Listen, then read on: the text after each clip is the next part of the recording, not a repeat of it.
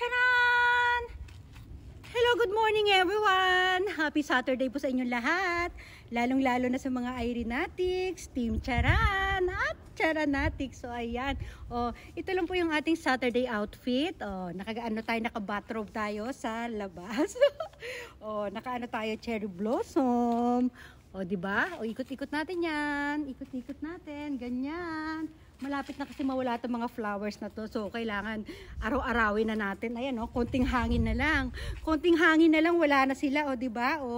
Pag lumabas na po yung mga green na dahon, ibig sabihin, tapos na yung season. Di ba? Tapos na yung maliligayang araw natin. Di ba? I-flex na natin ito. Stomach in, chest out, puwet out. I-push ang bewang, pulang balakang. Flex, flex, flex. Di ba?